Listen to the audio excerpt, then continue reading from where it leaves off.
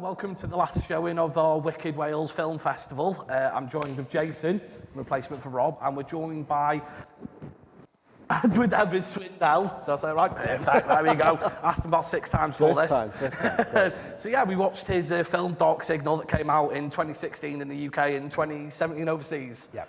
Yeah, so we just want to do a little Q&A with you. Do you want to start off, Jace? Because I know you've got many a question. Well, I'm noticing an awful lot of references to the Beyond in there. Yeah. Well, we were sort of talking about this earlier, weren't we? Yes. And I think that's one thing that kind of got lost when it first came out, was the influence from a lot of sort of 1970s giallo cinema stuff, and that's one of the reasons why we got Chintz here in the film. I've always been a big fan of Lucio Fulci and his work, and of course she's done the triple. She was in a Joe D'Amato film, she's been in a Dario Argento film, and she's been in a Lucio Fulci What Dario Argento film? She was in Stendhal Syndrome. That's Alfredo Grossi's wife. Amazing. So yeah, she's done that. The only one she hasn't, the big ones, she wasn't in a Sergio Martino film, but apparently they're really good friends. Cool. But yeah, it's that. It's sort of what we were going for. What we were trying for was this sort of amalgamation of all the different kinds of horror films that we loved. And so there's influences from obviously J-horror, sort of the Japanese kind of like the Ring, the Grudge and stuff like that, and then this sort of giallo films, which if you haven't seen them, they're sort of these like how would you describe them? It's like a slasher drama film kind of thing with really nice lighting. I absolutely love them, and one of the things I absolutely love about them is that there comes a point in every single one of them where you think, this doesn't make any sense. What the hell is going on here? And I kind of love that because, it happened with every single one I watched, and then it comes together in the end, and you're like, oh, it's some great That twist. sums up a lot of Italian cinema can be. Yeah. From that is, what's going on? Stop doing that. What's going on? Stop doing that. Yeah. Well, yeah, it's like, obviously, I knew you were a Lucio Fulci fan because he's got a thing for eyes, and you just had a thing for knees in that film. Yeah. Like at first when she knocked the knee out of place, I was like, oh, and then she knocked it back into place, and then he bit her knee, and it was just a whole knee thing happening. Actually, I was more taken, because I haven't watched it for a very long time, but I was more taken by my apparent obsession with creaky doors. That is that's a thing. Watching it on a louder sound system, I'm impressed by how well the sound design is done in it.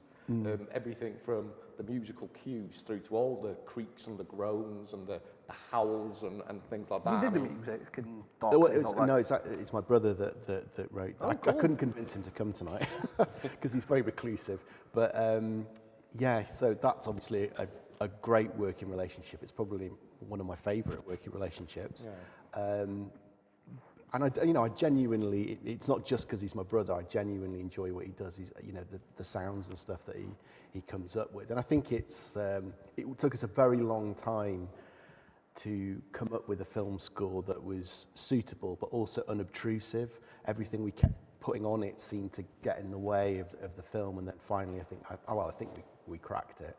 And one of the keys to it was doing the opposite of what horror movies normally do. Normally you have, obviously, the bits where people are talking, and then you've got some creepy music when, something's about to happen. Yeah. And of course, when people were talking, they were in a radio station or listening to the radio, so there was always music going on, and we found when we first started putting the sound together, it was just a wall of sound, and you just got sick of it. So actually, we sort of did the reverse, took the sound out of the sort of suspense scenes and played those. I think it worked very well. Like, there's a few scenes, especially like when it's Kate, when she's in the car, there's a lot of really creepy bits of that, like when the hands coming from the back seat and in the mirror. And when it first came out, we got absolutely killed for all the jump scares. That was, if you read any of the reviews, they just moan on and on about the jump scares.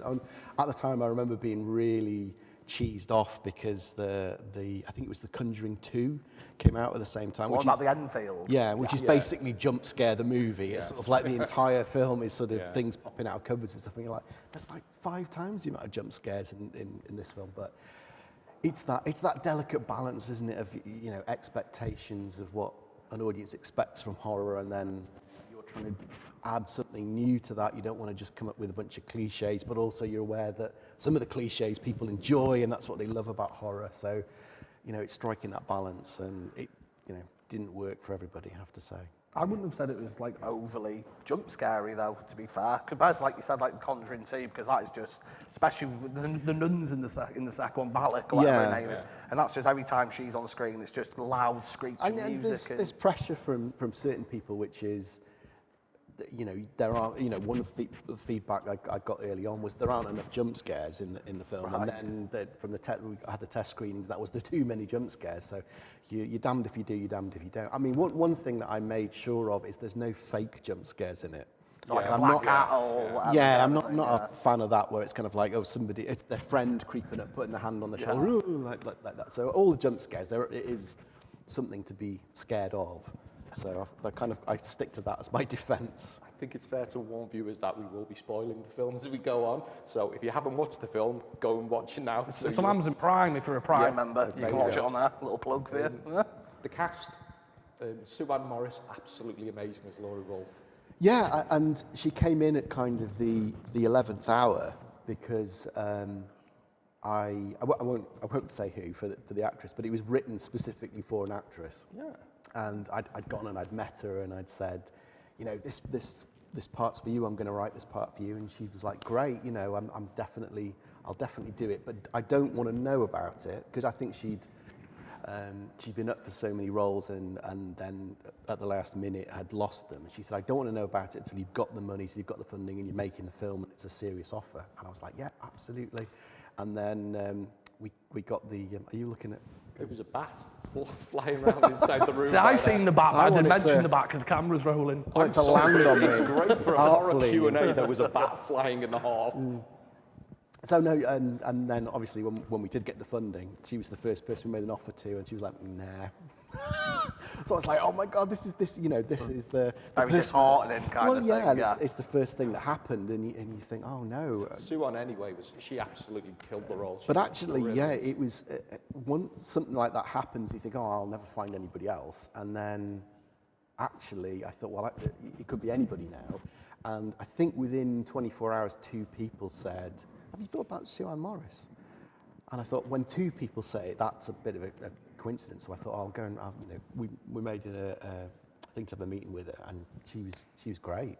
She's definitely great for the Yeah, role. I can't imagine anybody else doing it. She's that perfect blend of, like, you kind of like her, but she's a bit of a bitch, and Well, the yeah, Laurie I mean- Wolfe herself kind of thing. Again, it's that striking that balance. A lot of people, when it first came out, when we were testing it, hated that character. Yeah. And kind of like the feedback was, why is this character so awful and so rude to everybody and so mean? But it's like, She's been ice picked in the neck and Yeah. lost a child. That gives you reason to be bitter, you should I say. know, but there's a trend, isn't there? I suppose that to everyone wants to spend the film with lovely, lovely people, and it's kind of like I prefer to spend some time with Laurie Wolfe, and who's kind of like seems more fun. It's kind of you play with the final girl trope with when you first start watching the film. I would have thought Laurie would have been the final girl, but for Kate to go full on Ripley towards the end of the film is it's a wonderful journey for Kate's character, and almost have Laurie expose her vulnerabilities towards the end of it as a result of the seance. Yeah, that's the because again, something that's been hugely criticised, but I've been a bit down on it. So it's been, but what we were going for is that obviously the 2 dual protagonists in the film, and one's going through a physical rebirth, as it were, and the other one's going through spiritual. So at the end, they've sort of they both You get have to do the thing with their ending. That's all I'll say. Well, the knee thing, which is, I heard somebody, was it you that reacted to the knee thing? Before you were like, I'm not looking forward to seeing dislocated the that knee knee again. 3 times. Well, so. the way that came about was, I think we were, Anthony, who's the other writer, and I were sort of, we just sat in a room and were sort of brainstorming this film for about a year. And he said, we really need something at this point, that we need to kind of like do something to the character physically. But then you think, well, we can't do too much to it because you've still got to do the rest of the film. You can't chop bits of her off or anything. Worked for the evil dad. Yes. Yeah, true. But then, you know, if you chop a hand off something, then you think, oh, if I don't put a chainsaw on the end of this, people are going to be disappointed.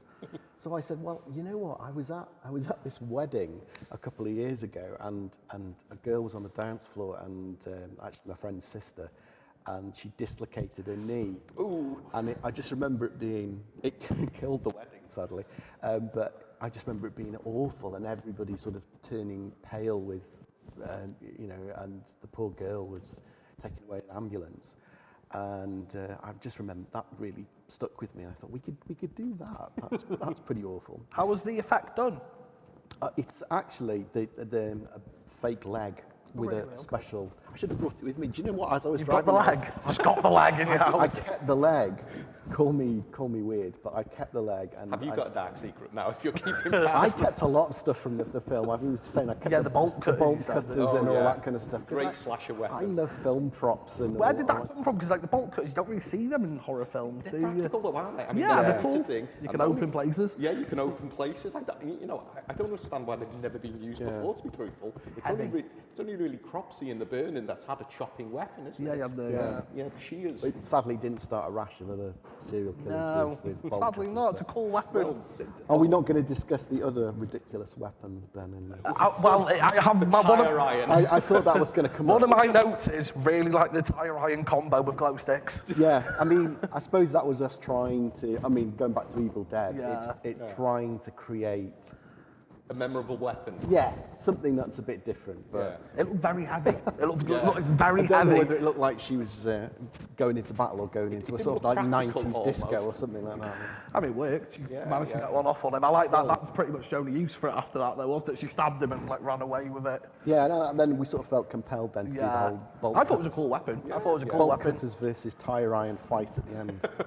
Well, on the subject of the wedlock killer, Gareth David Lloyd. I mean, I'm used to him as Yanto.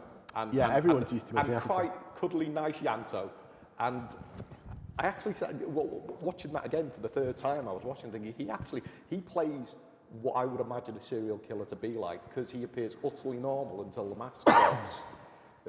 Even in retrospect, a little bit at the beginning, where he's talking to Kate on the Zoom call, and she says, "What shall I say when I meet her?" And he said, "Oh, good luck with that." And you realise that this is all taking place after the night before. Yeah, I think you know, there's a lot of foreshadowing if you're watching it for the second time. But yeah, that was a big thing for us. Gareth was going to be the killer. Spoiler alert. Warned you. Yeah, that's a definite spoiler alert. Although I was saying before that the menu screen of the DVD does actually spoil that. So I complained about it at the time. Everyone's like, "So what?" I'm like, we spent years keeping that secret, and you know, even some of the crew didn't know. And then it's there, it's on the DVD menu. You're just like, oh my god. But yeah, that whole scene where you sort of realise that it's him. Gareth had a very specific idea of what he's going to do there, and because he said, I want to see that transition from The mask dropping. yeah. And I think I was watching it then, I was thinking, because it's very difficult to be objective when you're in the midst of it, but like I said, I haven't seen it for a while, that film, so I was kind of like, oh, that's, I'd forgotten about that, and that's certainly, I think, one of his best moments. Definitely, yeah. We were watching the cast talk, weren't Yes, we? and he's a From- massive horror fan, isn't he? Oh, yeah, he's a big huge. Hammer YouTube horror. channel, yeah. And he was listing Peter Cushing, Christopher Lee, Vincent Price, and Yeah. he's in his way, he's become his own iconic killer, you know. We could see, Bonkers. I hope so. we could see the wedlock killer But yeah, he coming was, back. right from the start, he was, because I know you guys aren't going to believe this, but not everybody is into horror films. Dun, dun, I know dun. it's not everybody is into the horror genre. In fact, quite a lot of my friends refuse to come to the premiere of the film because they're like, "No, mate, I don't do horror films." And I'm like, "Are you kidding? It's like the premiere of a film." How long did it take to make? How long did it take to make? It was, From beginning I to think we end? started writing in 2012, Well, like some friends, if they're not got all those years of your life put and then we filmed 2014, Yes. and then editing all through 2015, and then 2016 release. 2016 release. So yeah, and that's, to be honest, that's quite a rapid journey for a low budget indie Well, we were talking film. outside about how how lucky you were to get a film made. Yeah, any film being made is a little bit of a miracle. That's what they say, is that, it is so difficult to get anything. I think it's getting easier to make your film because of advances in technology and cameras and stuff like that, and sound editing equipment, all that kind of stuff. But I think it's getting more difficult to get your film out there, to get eyeballs on it, because there's just so much stuff. And the stuff that's out there is of such, incredible quality. Everything that you see on Netflix or in the cinema, it's had so much money thrown at it and so much quality, and the actors and the production values. YouTube, I've taken watching short films on YouTube, and there's some really good channels. Because Eli Roth's got his own channel, is it Crypt TV? Yeah. Yeah, he posts all like horror on there, which is pretty cool. So to get it to that, that level, that's like your entry level. You do all that work to try and raise the production values to get eyeballs on it. And then, of course, people judge it as if it was any other film, as if it was The Conjuring 2. So, it is difficult, I think. It's struggling for low-budget filmmakers to get an audience. I like, I've not really seen loads of James Cosmo in. Highlander? I've never watched Highlander. Oh my goodness, you've got to correct that. All right, calm down. I thought I knew you. We don't. From what I've seen, he always plays like quite nice characters. Yeah. And he was like quite horrible in that, wasn't he? But I know he had a reason to be. He thought He obviously ends up Kate. not killing Kate, though. Yeah. I mean, he did beat her a little. Crisis of conscience. James Cosmo was absolutely instrumental in getting the film made. Well, he was quite nice. He said he loved the scripting on your YouTube channel video that you made, which was pretty cool. He was absolutely, and because although, an audience, casual audience person isn't saying, oh, I'm off to the cinema to watch the new James Cosmo film. Yeah. He came in and he gave it so much credibility. And enabled us to get, other actors were kind of like, you've got James Cosmo in it. I mean, Gareth David Lloyd, I think, did it to work with James Cosmo. And I know Cinzia, remember that, Cinzia's over in Italy, and she gets this offer to do a film. Apparently, I didn't know this, but it's apparently her first ever UK film. And it's the first time her voice has ever been in a film. Yeah, because she was always dubbed, wasn't she? She was always dubbed in all the Fulci stuff, and she didn't dub herself in Italy. So that's the first time her voice has ever. Did you write that with her in mind? Like, did you go, I want Cinzia for this role?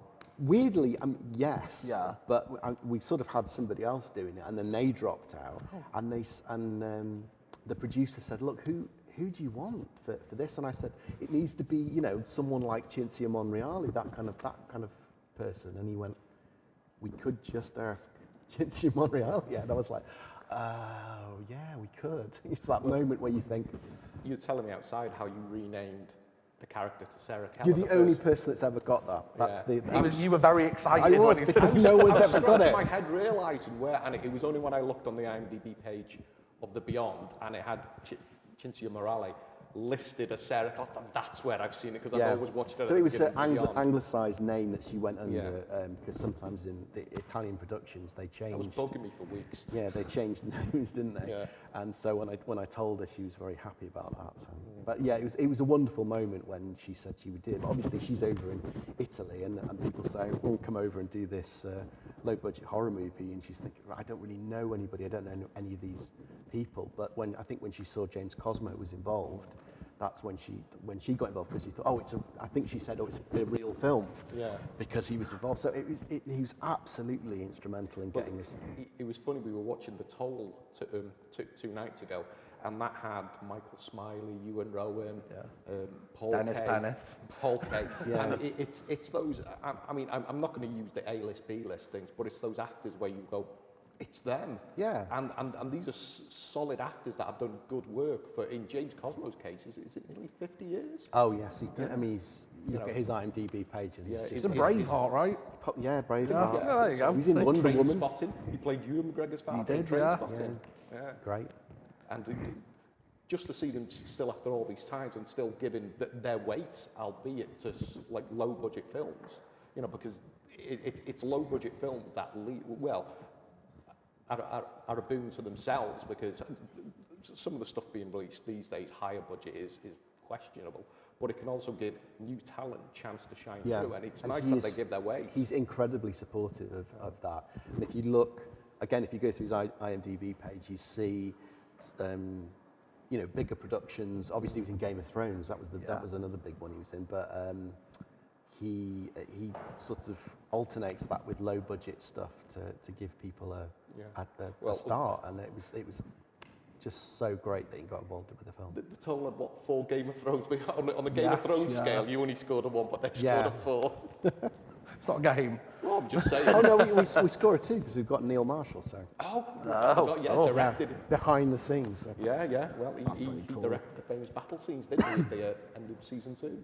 Of course, the Battle of the Bay. He directed those ones. Yeah. He also directed the greatest British werewolf movie of all time. Dog Soldiers. Yeah, what I want to get on to now is obviously where you filmed. Yeah. This is a Welsh film festival, Yes. and it was all filmed in the beautiful land of Wales. Yeah, I think I was saying this before, but it was really, really important to me that it was set and filmed in North Wales, because, you know, very famously, a lot of things have been filmed in North Wales, but it never gets to be itself. In fact, a film I made previously to this, which is a very, very low budget film. Infested. You apparently want to show it. Yeah, it'd be good. Be good, won't it? Come on, we can do it. Frightening Fridays, get on board. I don't know if anyone's going to. We can do it. Come on, we'll have it. Subject anyone to that. But that had been. We shot that in Prestatyn at what was Pontins Tower Beach.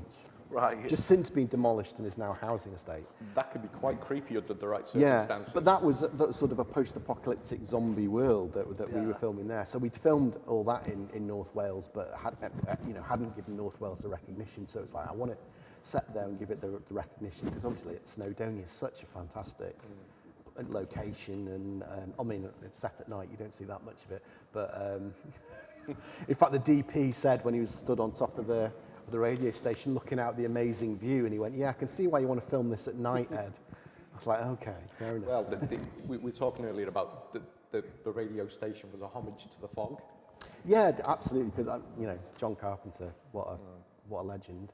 I absolutely love John Carpenter. So all the way through it, they're sort of peppered these little John Carpenter references. Obviously, Laurie is Laurie Strode. Yeah, and then What Ben says to Cara as they walk in about it being a World War II station, was that true? That's a true story. That was something that, because I don't know if you know where that location is. No, I was going to ask you. Okay, so that's the summit complex at the top of the Great Orme in Llandudno.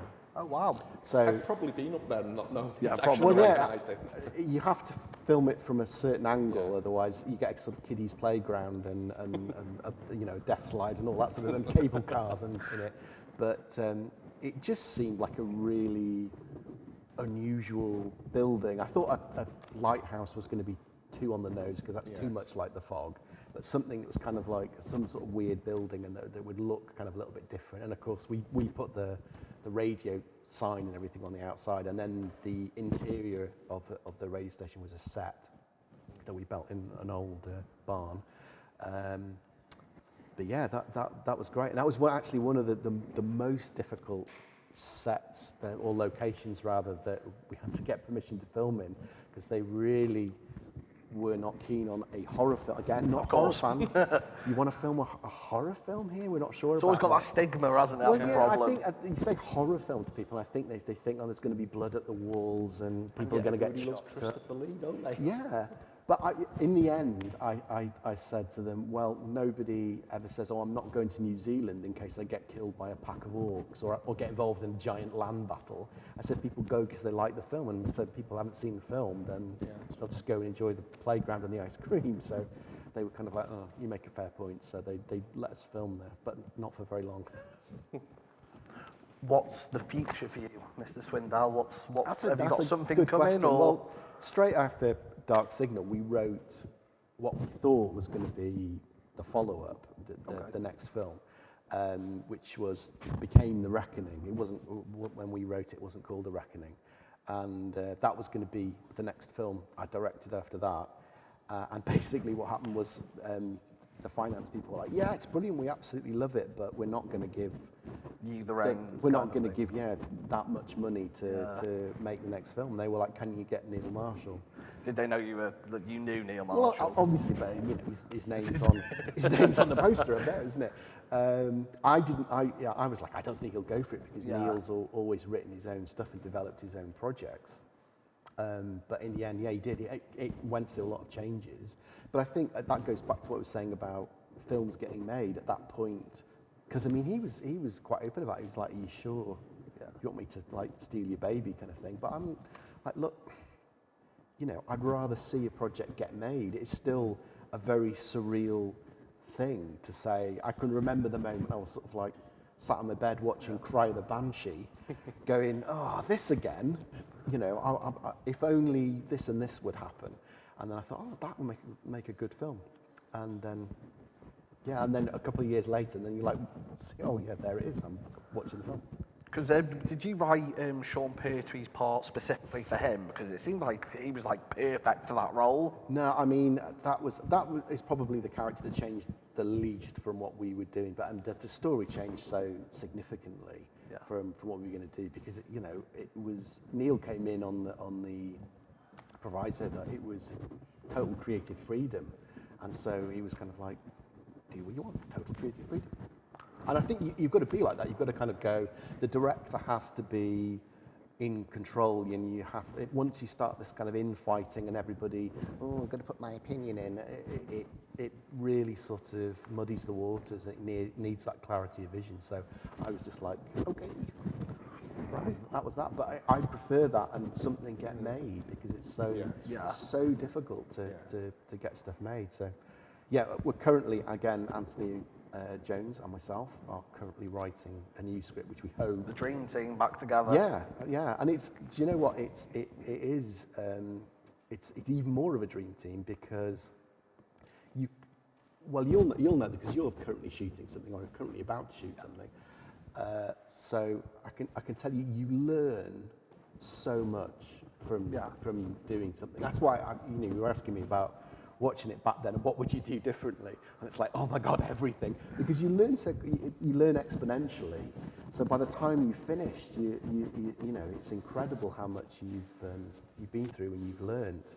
And so you know, Anthony and I've been through 2 projects. We're completely different filmmakers to who we were when we started this almost 10 years ago and we sat down to write it. I think it's 9 years.